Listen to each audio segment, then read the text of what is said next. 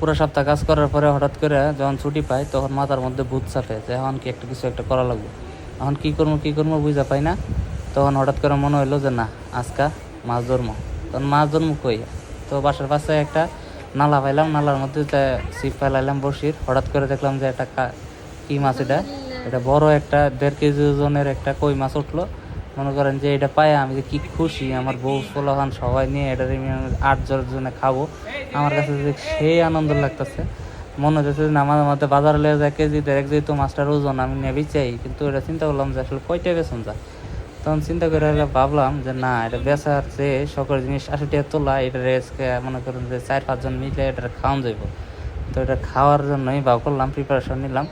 দেখা যাক, একটা মাছ মাইরে আমরা মনে আমার ফলা এমনভাবে দেখতেছে মাছটারে, দেখেন মনে হইতেছে যে এই মাছের কি করতেছি, আমি মাছের অপারেশন করতেছি। খুব মনোযোগ সহকারে দেখলো।